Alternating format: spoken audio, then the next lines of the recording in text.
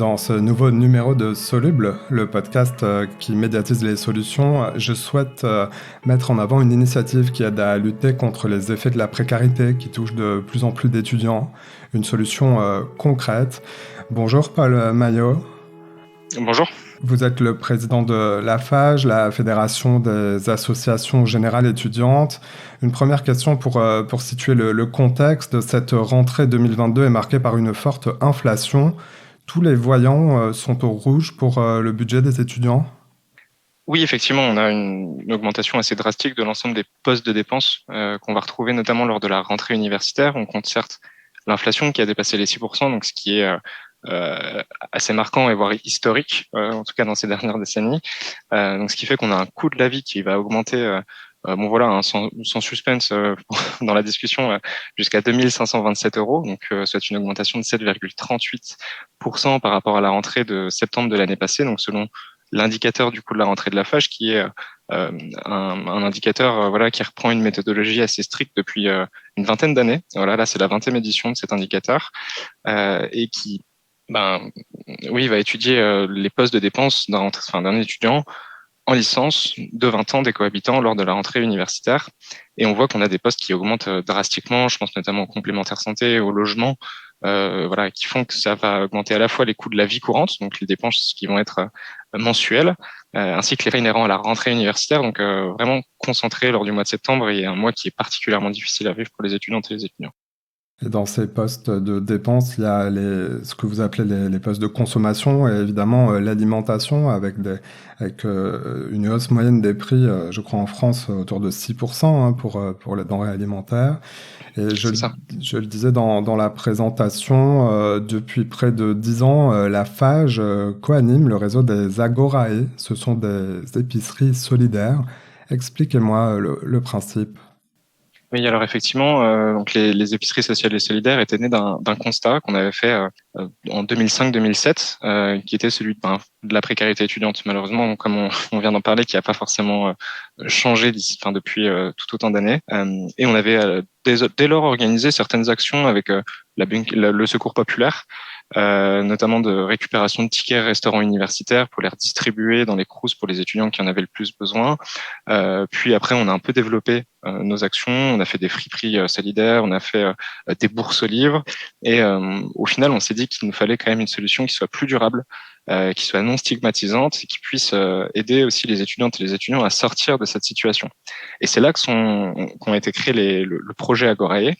Donc il y a 10 ans maintenant, effectivement, en octobre passé, on avait eu 10 ans sur ce dispositif d'aide, qui est une épicerie qui est vraiment du coup sociale et solidaire. Il y a vraiment les deux pans de ce dispositif qui sont tout aussi importants. Donc on va retrouver des produits entre 10 à 30% du prix du marché, donc pour des étudiants qui sont en tout cas en situation de précarité. Donc c'est une épicerie qui fonctionne sur critères sociaux, et un côté effectivement solidaire, où on va retrouver des activités, où on va accompagner l'étudiant également dans un parcours avec des professionnels sociaux, donc des personnels, des assistantes et assistants sociaux qui vont l'accompagner sur les aides auxquelles ils peuvent prétendre, etc.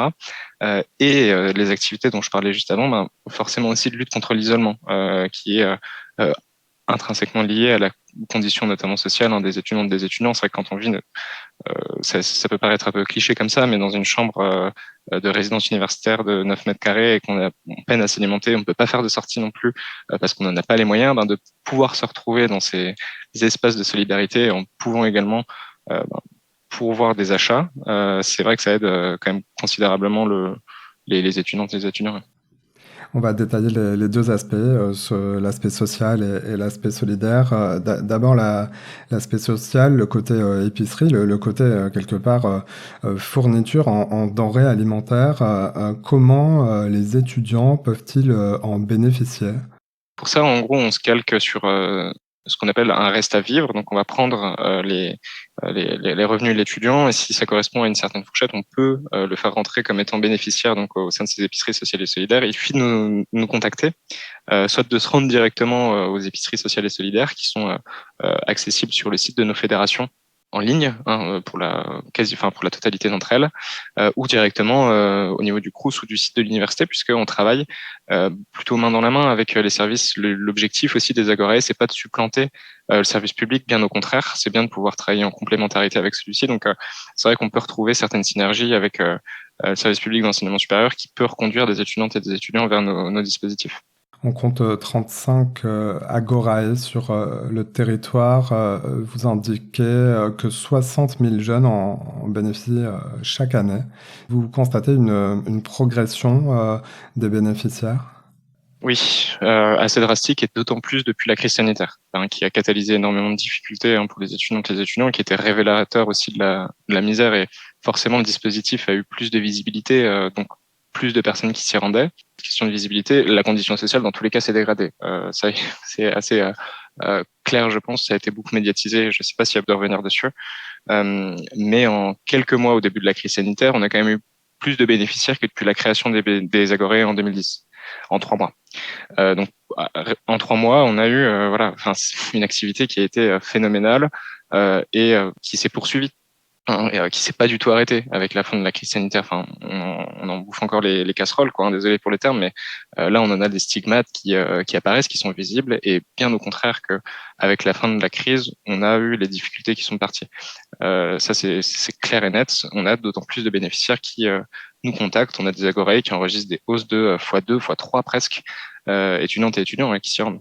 Les Agorae, c'est un système de solidarité qui repose aussi sur des partenariats, sur la générosité de partenaires, de groupes. Comment vous fournissez-vous? Comment est-ce qu'on se fournit et comment est-ce qu'on fonctionne aussi, ça c'est important, je pense, de le noter, c'est que bon, je vais commencer par le fonctionnement. Désolé, je prends la question un peu à l'envers, mais on travaille par les étudiants pour les étudiants.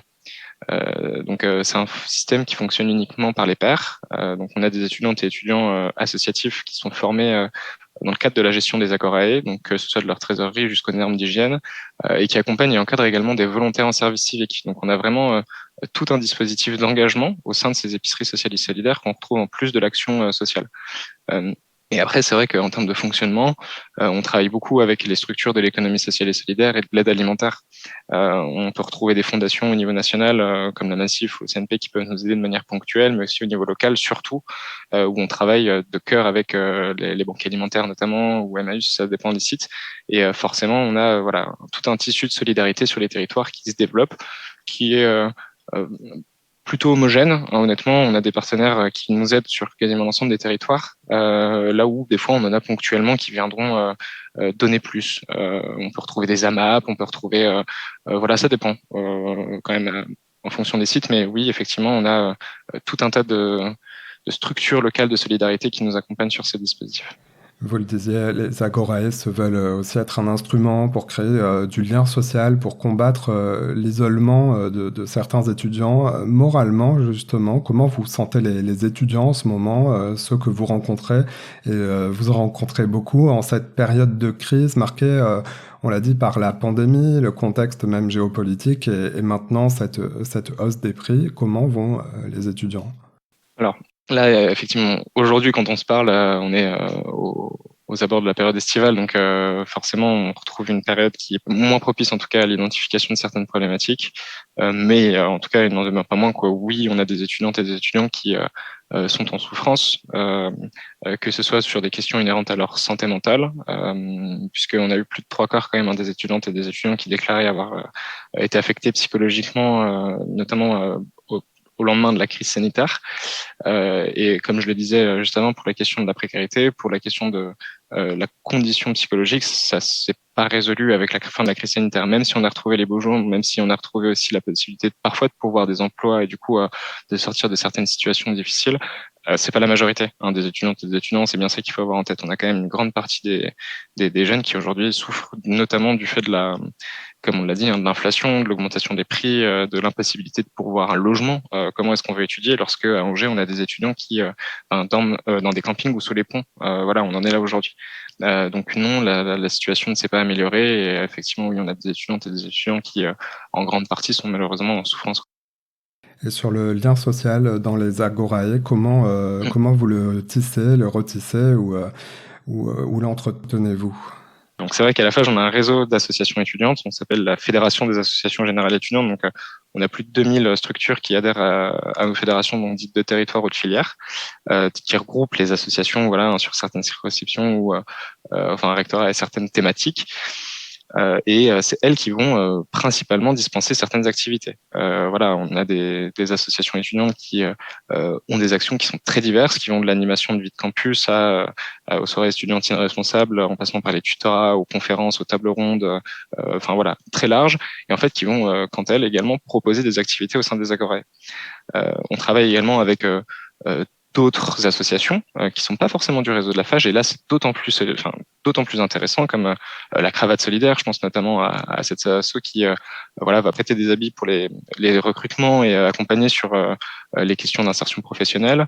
On a beaucoup d'associations comme ce type-là qui vont venir faire des ateliers pour que les étudiants puissent se retrouver quelle que soit l'activité. Paul, merci. On mettra en description de cet épisode toutes les informations pratiques pour les étudiants et les étudiantes qui seraient intéressés à l'écoute de vos propos et de cette initiative donc des agorae. Merci d'être passé dans Soluble, le podcast qui médiatise les solutions.